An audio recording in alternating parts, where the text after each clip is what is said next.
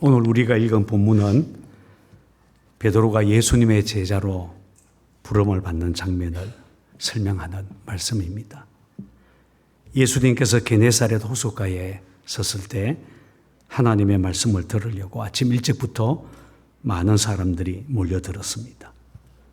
그때 주님은 호숫가에 배 두 척이 있는 것을 보시고 베드로의 배에 오르셨습니다. 배를 육지에서 조금 뛰기를 청하신 다음에 그 배 위에서 사람들에게 하나님의 말씀, 천국 복음을 전파하셨습니다. 말씀을 마치신 후에 예수님은 베드로에게 깊은 데로 가서 그물을 내려 고기를 잡으라 라고 말씀하셨습니다.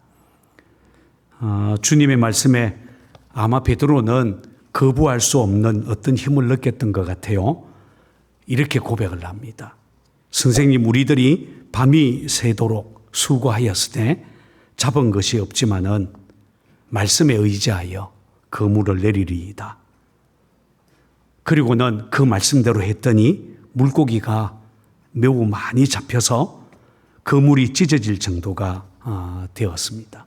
다른 배에 있는 동부들에게 와서 도와달라 했고 그들이 와서 두 배에 채우게 되었는데 잠기게 될 정도로 어마어마한 물고기를 잡게 되었다라고 오늘 성경은 말합니다. 그런데 이 사건이 시몬 베드로와 친구들에게는 얼마나 큰 충격이었는지 베드로와 그 친구들은 모든 것을 버려두고 그날부터 예수님을 따르게 되었다. 오늘 성경 말씀의 주제입니다. 이전에 경험하지 못했던 기적을 경험했던 베드로는 더 이상 망설이지 않고 모든 것을 버려두고 예수님을 따르는 제자가 된 것입니다. 저는 오늘 이 본문 말씀에서 두 구절에 좀 집중하려고 합니다. 첫 번째는 깊은 데로 가라 라는 말씀이고 또 다른 하나의 구절은 말씀에 의지하여 라는 것입니다. 우선 주님은 시몬 베드로에게 깊은 데로 가라 라고 말씀하셨습니다. 주석가들에 따르면 당시 어부들이 갈릴리 호수에서 물고기를 잡는 방법은 밤에 배에다가 등불을 켜놓고 그 불빛을 보고 몰려드는 물고기를 거물질해서 잡는 매우 원시적인 방법이었다라고 말합니다. 그런데 주님은 이미 날이 환하게 밝았는데도 그것도 저 깊은 데로 가서 깊은 곳으로 가서 그물을 내리라 라고 하신 것입니다. 이 말씀은 마치 물고기 잡는 방법을 전혀 모르는 어떤 사람이 툭 던지는 그런 말처럼 들릴 수 있었습니다. 그러므로 깊은 곳으로 가라 라고 하는 예수님의 이 말씀은 베드로의 상식하고는 너무 다르고 당시 어부들이 대부분 해왔던 그런 일반적인 방법하고도 다른 것이었습니다. 그러니 베드로가 순종하기 쉽지 않았을 것입니다. 그렇게 본다면 지금 주님은 베드로가 지금까지 가지고 있었던 어떤 상식이나 지식이 아닌 베드로가 지금까지 살아왔던 상식의 세계, 자기 경험의 세계가 아닌 주님의 세계로 하나님의 영역으로 지금 베드로를 초대하고 있는 것이었다라고 할 수 있습니다. 이건 베드로만이 아니에요. 주님은 지금도 저와 여러분들을 이런 방식으로 부를 수가 있습니다. 우리의 상식을 뛰어넘는 말씀으로, 우리가 전혀 생각하지 못했던 방법으로, 말하자면 어떤 얕은 곳이 아닌 깊은 그런 어떤 것들로 우리를 초대할 수 있습니다. 깊은 곳, 헬라어로는 바도스라고 있다라고 말합니다. 우리의 믿음의 삶에 있어서 이런 깊은 곳이 있습니다. 구약적인 개념으로는 지성소, 휘장 너머 은혜의 보좌가 있는 곳이라고 할 수 있고, 신학적인 개념으로는 우리 안에 오신 주님과의 어떤 친밀한 교제 혹은 성령 충만한 상태, 아마 깊은 곳을 그렇게 이해할 수 있을 것입니다. 깊은 곳과 반대되는 개념은 두말할 필요 없이 얕은 곳이겠죠. 예수를 믿고 교회를 다니기는 하지만 어떤 사람은 얕은 곳에만 머물러 있는 사람이 있습니다. 하나님의 임재를 경험해 보지도 못하고 성령의 강력한 역사도 경험하지 못한 채 상식적인 선에서만 예수를 믿는 사람들이 있습니다. 그리고는 늘 깊이 빠져서는 안 돼, 이렇게 말을 하죠. 주일 예배는 참석하지만 그 이상은 아니야, 이렇게 거부합니다. 하나님의 복을 받고 싶기는 하지만 깊은 곳으로 걸음을 내딛고 싶지는 않습니다. 늘 상식적인 선에서만 머물러 있는 사람이 있습니다. 우리 교회에서 하고 있는 제자훈련 사역자 과정의 교재가 하나님을 경험하는 삶, 하경삼이에요. 오래전에 이 과정에 참석했던 어떤 장로님이 저한테 이런 말을 했습니다. 목사님, 저는 지금까지 신앙생활을 하면서 믿음의 세계에 이런 면이 있다는 것을 처음 알았습니다. 하나님과의 친밀한 교제, 하나님의 음성을 듣는 법, 하나님의 음성을 듣고 행하는 것, 이런 것들을 배우다 보니까 옛날에 제 신앙생활은 진짜 어린아이와 같았습니다. 그랬겠지요. 얕은 곳에 머물러 있었다는 것입니다. 믿음의 깊은 세계, 주님의 세계, 하나님의 세계를 경험해보지 못했었다라는 뜻입니다. 혹시 여러분들은 어떤지 모르겠어요. 상식적인 성에서만 예수 믿는 사람이 의외로 우리 주위에 많습니다. 예수님은 우리를 깊은 곳으로 가라, 깊은 데로 오라, 이렇게 우리를 초대하십니다.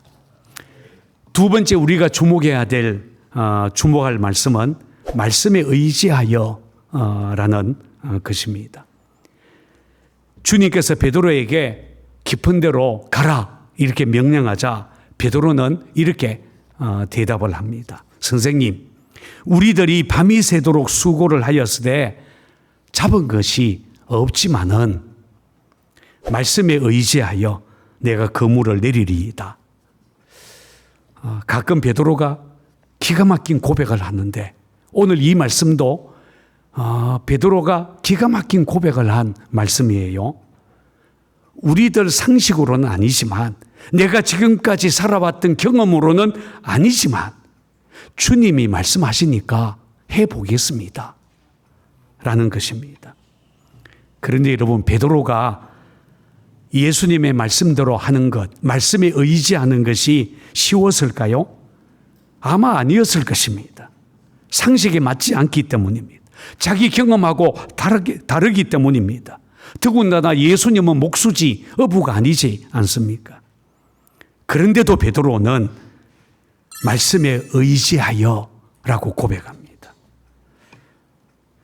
오늘 우리에게도 주님이 가라, 오라 이렇게 할 때에 따라갈 수 있는 그런 순종하는 믿음이 필요합니다. 문제는 오늘날 많은 그리스도인들이 과거처럼 순진하지 않다는 것입니다. 주님의 말씀을 곧이곧대로 듣고 순종하는 사람 찾아보기가 요즘에는 너무나 어렵습니다. 약을 대로 야가 있어서 이 말씀이 무슨 의도인가, 목사님이 무슨 의도로 이 설교를 할까 따져봅니다. 손익계산을 해봅니다.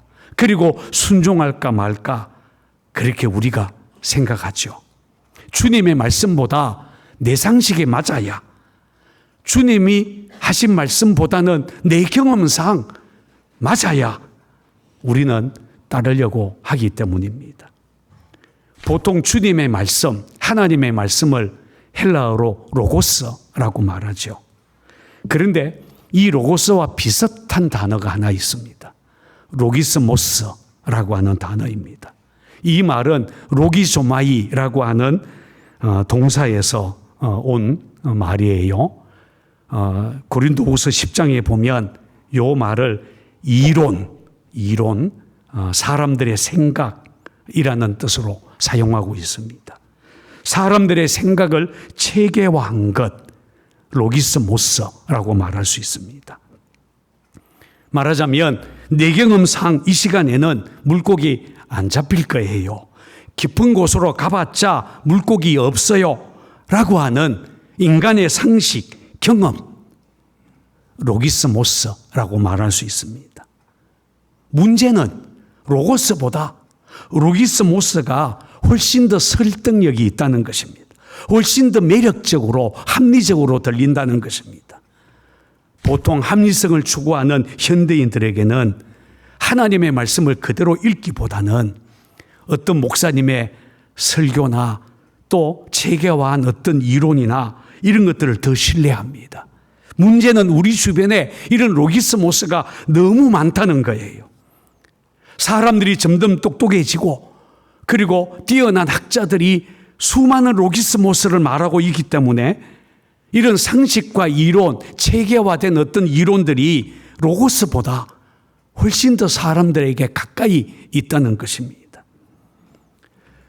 그런데도 베드로는 오늘 말씀에 보면 말씀에 의지하여 라고 고백합니다.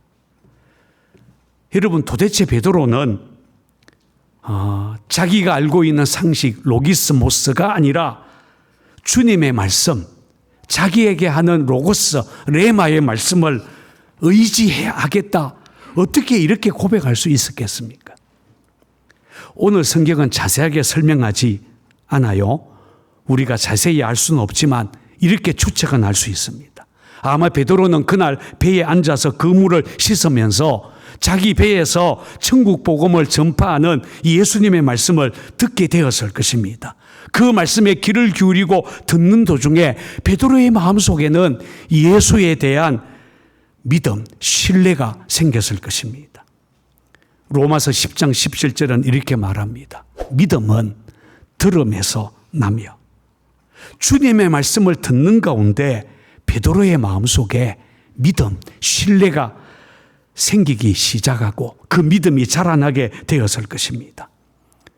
여러분, 그런 의미에서 말씀을 가까이 하고 말씀을 자주 듣는 것은 우리의 신앙생활 속에 매우 중요합니다. 문제는 이렇게 주님의 말씀을 듣다가 베드로의 마음속에 믿음이 생겼고 그래서 자기 경험, 자기 상식, 로기스모스 내려놓고 말씀에 의지하여 이렇게 고백을 했다는 것입니다. 오래전에 저는 제천제일교회에서 사역을 했습니다. 100주년 기념교회를 건축하기로 했는데 꽤 큰 규모로 제천제일교회를 새로 신축을 했습니다. 대지가 10,000평이에요. 건평은 한 3,800평 정도, 본당, 교육관, 유치원, 주차장 이렇게 4건물을 한꺼번에 건축을 하게 되었습니다. 150억 이상이 들어갔어요. 저도 담임 목사였으니까 건축헌금을 저도 작정하고 헌금을 드려야 했기 때문에 하나님께 기도했어요. 하나님, 얼마 하지요? 그렇게 기도를 했는데 주님이 제안해 주신 마음은 전부를 드려라 라는 마음이었어요. 그래서 제가 할렐루야, 아멘 이랬어요. 그래야죠. 전부를 드려야죠. 그러겠습니다. 제가 결단을 하고 집으로 왔어요. 그리고 가정예배를 드리면서 아내에게 또 아이들이 있는 데서 하나님이 전부를 드리라고 하신다. 우리 그렇게 하자. 그리고 기도하고 그리고 이제 아내하고 앉아서 우리 집의 전부가 얼마인지 다 꺼내 보기 시작했어요. 통장, 적금 든 거, 재산을 다 모아봤어요. 그런데 아무리 끌어모아봐도 2천만 원이 안 돼요. 여러분, 목사들은 가난해요. 감사해요. 2천만 원이 안 되는 거예요. 그런데 이렇게 큰 교회를 짓는데 그 정도를 하나님이 전부를 다 바쳐라, 그 정도 가지고 그렇게 말씀했을 것 같지는 않아요. 그래서 다시 기도하기 시작했습니다. 하나님, 전부를 드려라, 이런 마음을 주셨는데 어떤 거예요? 어떻게 드리라는 말씀이에요? 다시 한번 말씀해 주세요. 제가 이렇게 다시 기도를 했어요. 그런데 주님이 제 마음에 주신 마음은 이런 거였어요. 공정이 공사하는 기간이 만 2년 정도 걸리는 공사였는데 그 공사 기간 동안 모든 생활비, 교회에서 주는 모든 것들 단 1원도 남기지 말고 다 바쳐라, 이런 마음을 주셨어요. 기도 중에 이 마음이 저한테 확 들어왔는데 제가요, 이 마음이 확 들어오자마자 첫 번째 제 반응이 말도 안 돼요. 그럼 나는 어떻게 먹고 살라고요? 제가 그렇게 반응했어요. 그래도 그 마음이 주님이 저한테 너무 강하게 주셨기 때문에 다시 집에 와서 가정예배를 드리면서 아내와 자녀들이 있는 데서 이 얘기를 꺼냈습니다. 다른 자녀들과 아내는, 다른 사람들은 제가 이 얘기를 하니까 한번 해보지요. 아빠 해봐요. 여보 해보십시다. 이렇게 얘기했어요. 그런데 내 자녀들도 아내도 책임지는 사람이 아니잖아요.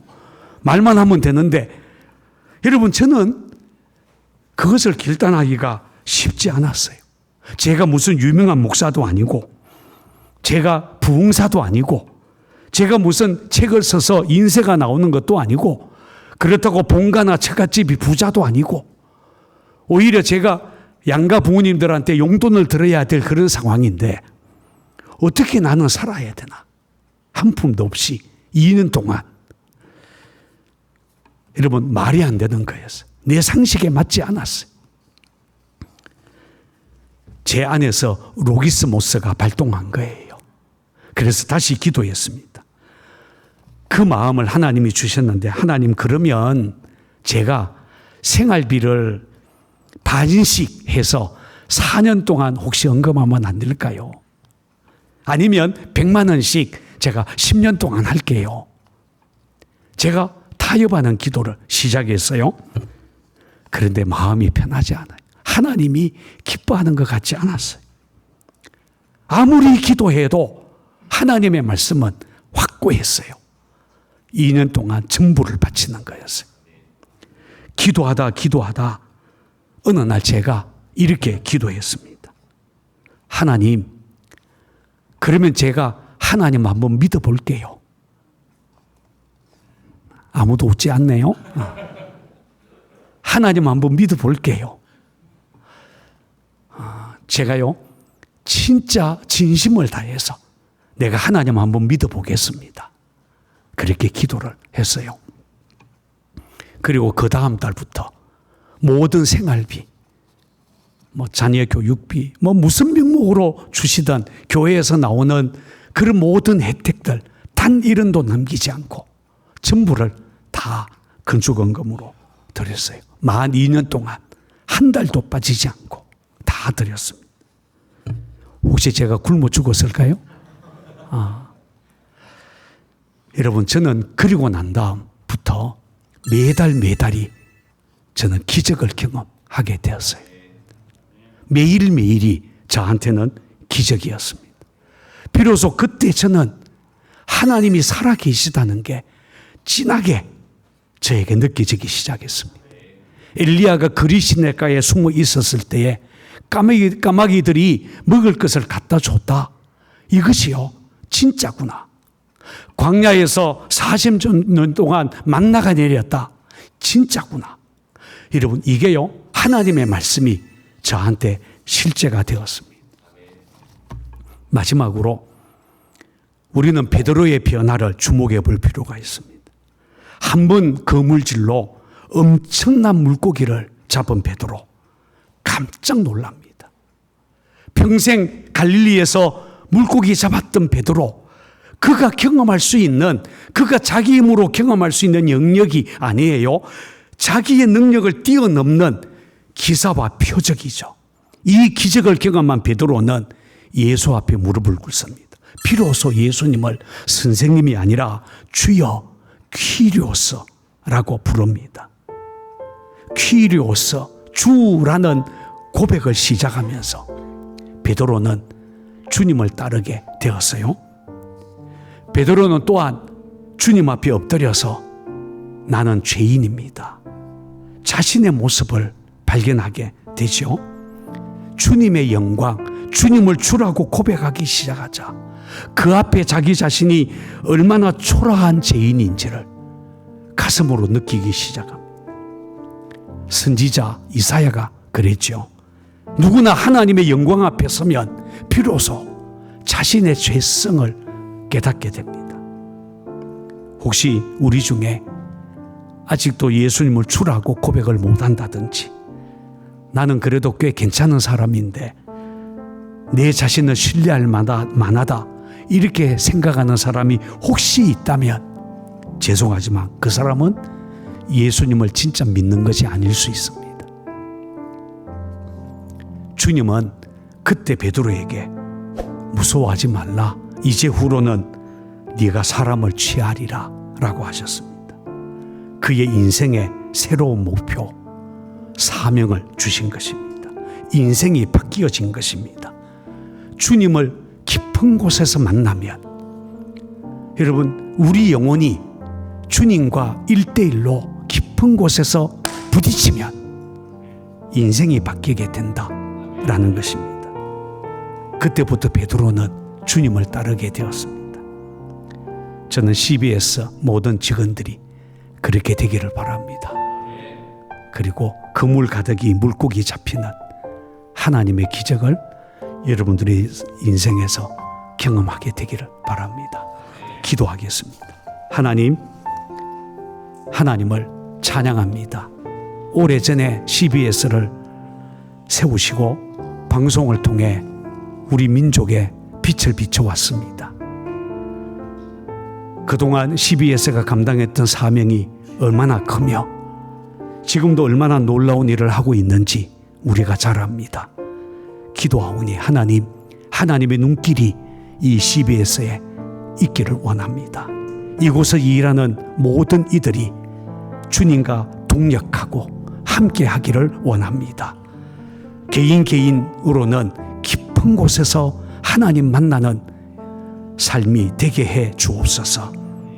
세우신 사장님, 김신호 사장님과 모든 직원들을 축복해 주시고 이 시대에 저들이 하나님께 사용되어지는 하나님께서 기뻐하는 사람들 되게 해 주옵소서. 주님을 의지합니다. 주님이 이곳에 늘 함께 해 주옵소서. 예수 그리스도의 이름으로 기도하옵나이다. 아멘.